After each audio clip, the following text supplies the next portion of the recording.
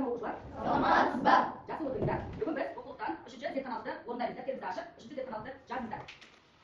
Қазір мен зертханалықтың тақырыбымен таныстырамыз сіздерге. Номері 3-ші зертханалық жұмыс азық-түліктердегі органикалық заттарды анықтайды. Яғни дәріліктер, майлар, көмір суларды. Бүгінгі зертханалық жұмысымыздың мақсаты азық-түліктерде көмір сулар, нәр және майлардың бар екендігін дәлелдейміз. Дәптеріңізге жазыңыздар.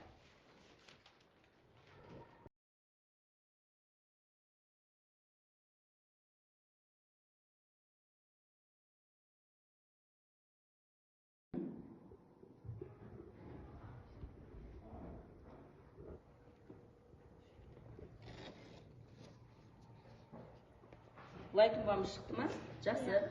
Оны ары қарай ерекен аз оқыңыз. Лай тұнба түзіледі.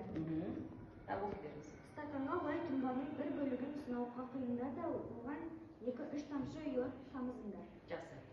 Енді мынаны біз неге құямыз? Сынауға құясыздар.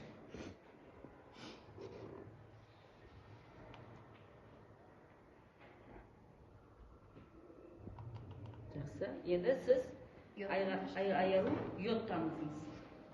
Bir tamшы йод. Міне, мына мен ала береміз. Төбесін дейміз. Төбесін дейміз.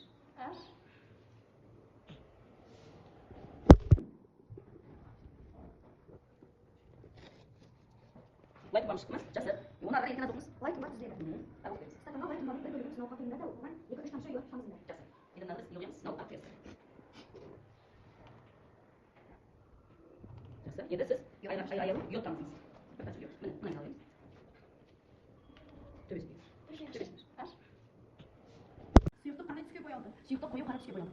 Біз бидайды езіп, оған 1-2 тамшы су құйып, оның лай тұнбасын бөліп алдық. Және оған йодтан 1-2 тамшы тамызып, қою көк түс шығардық. Енді біз тек қана осыны ғана емес, картопқа да 1-2 йод тамызып көретін боламыз. Жақсы. Не себепті тамызыңыздар? Картопта бидайда не бар екен? Крахмал бар екен, иә? Крахмал деген айналады? Көмір суға айналады. Bir тамшы тамызыңыз.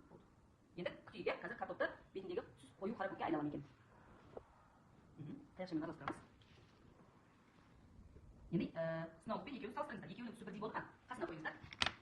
Екеуінің түсі бірдей болды ма? Бірдей болды, иә. Яғни біз бидайдан да картоптан да крахмал бар екенін естедік. Анықтадық. Крахмал неге айналады? Көмір суға айналады екен. Жақсы. Келесі екінші біз нені анықтаймыз? Оқыңыз. Бұл өзгерістерде қандай заттары бар екенін Айқындадық, иә? Ары қарай жалғастыра беріңіз. күнбағыс тұқымының бірнеше алып, олардың қабығынан Тазалап алдық. және оны ақ қағаз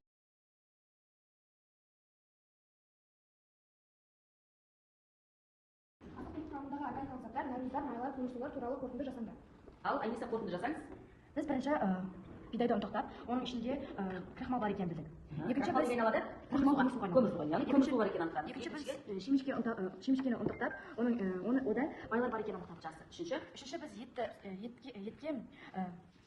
еттің құрамында нәруыздар бар екенін анықтадық. Сутек астын тотығын қосқан кезде ол көпірді, иә? Яғни сіз нәруыз бар екенін анықтадыңыз. Бүгінгі нәтижеміз шықты. Нәтижені дәптерге жазып алыңыздар. Жақсы, сау болыңыздар.